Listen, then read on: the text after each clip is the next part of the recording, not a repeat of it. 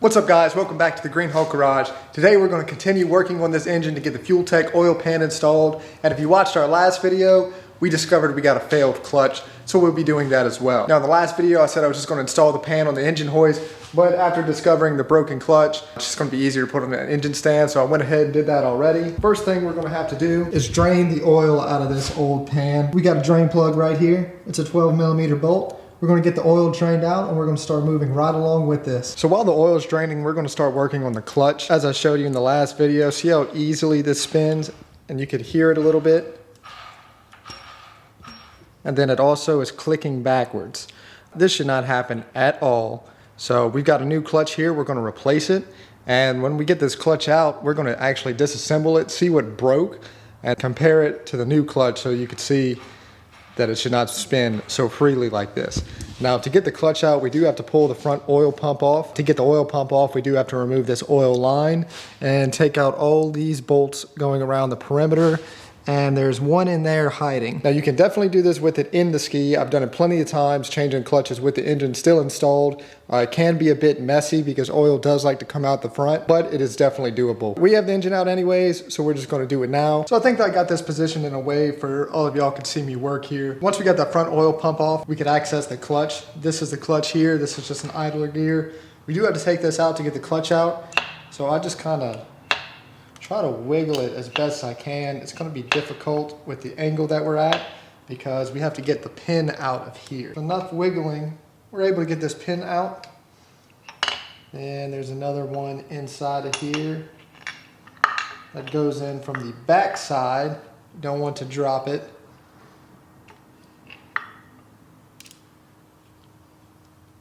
And there we go. So now that we have the idler gear out, we could go ahead and pull the clutch out. I have this clutch holding tool that makes the job really easy. You just put it over the clutch and then use this bolt here to hold back up on it.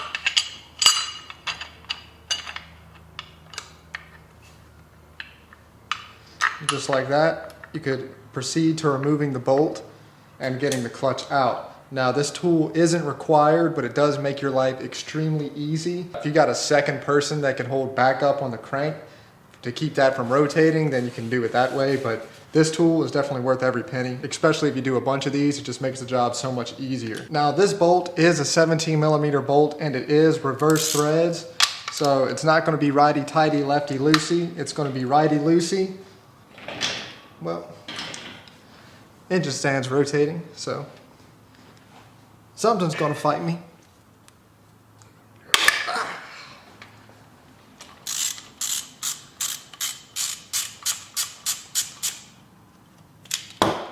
And this is literally the only bolt holding the clutch in. Once you get this broken loose and out, you can pull the clutch right out and put the new one in. This does have a gasket here. You do want to be very careful cleaning this gasket off and replacing that. You don't want to scratch up this surface and ruin it and it cause an oil leak. You can reuse this bolt. I always reuse the bolts.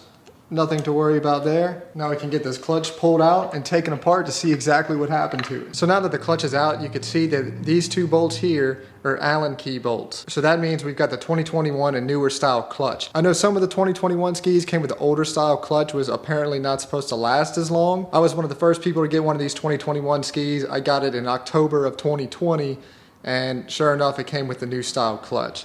So that's a good sign to see. These new clutches are actually supposed to last longer than the older style. So I got the two clutches side by side. This is the old one and this is the new one.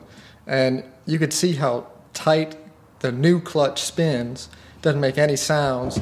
And the old clutch, it free spins and you could hear the sound difference there. So there's something definitely broken and failed within this clutch. So we're going to take it apart and see what it is. They're pretty easy to take apart actually. Just got a couple C-clips holding them together. So I've got this old clutch apart and now you can see all of the sprags in here. We refer to this as a sprag clutch and that is what these are. So this will allow the clutch to spin in one direction, but when it tries to rotate in the opposite direction, the teeth or the sprags will bite down on it and not allow it to slip. Now I was expecting to see a broken one, being that it was clicking backwards, but none of them are broken. They're all intact, but they are excessively worn. If we pull it out, we can get a closer look at it. The leading edge of these sprags, they're worn down a good bit and that's what was causing it. So with this out, you can see how this moves and bites down on it and prevents it from spinning one way, but lets it spin freely in the opposite direction. Now we can install the new clutch here, and really you just repeat the same steps to take it out, but we will be torquing the clutch bolt down. The clutch bolt torques to 59 foot-pounds, and you don't want to over torque it, but you certainly don't want to under torque it. So a digital torque wrench comes in handy for that, and that's what I would recommend to use. I don't really like the traditional click type torque wrenches, but you can definitely get away with using that too. So you can see nice and smooth action here, and no clicking backwards no matter how hard I try to push on it.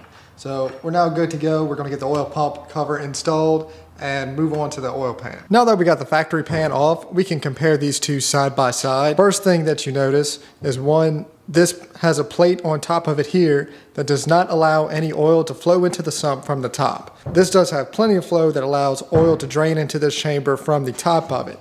Secondly, we have these recesses in the factory pan here for the factory hull dampeners.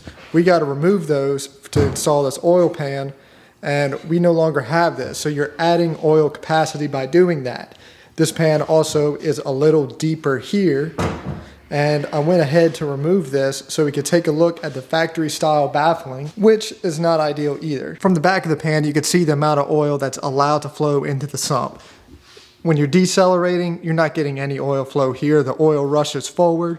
So only flow that you're getting into this chamber is from the back right here. Obviously, you're not getting a lot of flow for one, and two, you don't have much capacity. So when this flows forward, you don't have much oil or really any oil going into this sump at all, and that's when the oil starvation happens. The FuelTech pan, you have all this oil that will be sitting in here, which is easily allowed to flow into from the back, and it's locked in from the trapdoor in the front. The same goes in this pan when you're accelerating. There's actually zero baffling here and zero flow going into this chamber when you accelerate, and the FuelTech pan has plenty of flow going into it. So overall, this pan, the way the baffling is designed, is far superior to the factory pan, and then you have twice as much oil capacity. Now, to install this pan on the engine, it does not use a traditional style gasket. You have to use a sealant, and what I'm going to use is Permatex Ultra Gray. If you want, you can use the factory sealant that Yamaha decides to use, but I'm going to use this. I do think it's a little bit better, and it's going to hold up longer. Before we put the sealant on here, you do need to clean these mating surfaces. You don't want to apply that with oil residue on here because you're not going to get a good bonding. So I'm going to clean the surfaces up. All you got to do is go around the edges here. This does not need any silicone on it whatsoever. We're just going to go around the edge, and you want to be sure not to put too much silicone. You just need a thin film of it, and that'll seal it perfectly. If you put too much silicone, it's going to ooze out of the edges, go down into the oil sump, and then you're going to have those silicone particles within your oiling system throughout the entire engine. You only need to use a little bit, you don't need to use too much. So we're going to get this cleaned up and put the silicone on here. I'm going to show you guys just how much I put, just so y'all don't overdo it. I've already cleaned the mating surfaces of the FuelTech oil pan. I also checked to make sure all of these bolts were tight, which they were, but you still don't want to take a chance if one of these are loose and falls out. That's not good either. But this pan is brand new piece of billet aluminum, and all I did was clean the mating surfaces where the silicone is going to go, and you could see the rag. While not that dirty, it's certainly not perfectly clean. You always want to make sure that every single surface is clean, even if it's new. There's going to be residue on there from when they do machine this, people's hands touching it. Always a good idea to clean these surfaces. And to clean the mating surface on both the pan and the engine block, I just use a shop rag and some brake cleaner, and it always seems to do the job. So we're going to put a thin film of the silicone on the mating surface of the engine block. Do this with a clean hand. Make sure the engine block is clean, and make sure you have a rag on hand. Now, I will not just put a bead of it. I'll actually just put a little bit on my finger and smear just enough on here to where when the pan makes contact, it's not going to ooze out. Now, I've already explained why you don't want to put too much, so just be mindful. You don't have to put the thinnest film on here where you can actually start to see bare metal come through, but you don't want to put so much that when you tighten down the bolts, that the silicone oozes out. So we've got a thin film of silicone on the engine block, and I put an even thinner film on this FuelTech oil pan. I mean, you could even see aluminum coming through here, just a little bit barely anything, just for some extra reassurance. So we're good to go and get this installed. Just like that. We're ready to thread in the bolts. Now the factory bolts, we're gonna put some blue Loctite on them and torque them to 7.4 foot-pounds. Now that I've got this billet pan all torqued down, the last thing that I've got to do is transfer this over from the factory oil pan into the FuelTech oil pan, and that's gonna go right there. Now I'm doing this after I torqued it down because I already have the oil pump off because I replaced the clutch.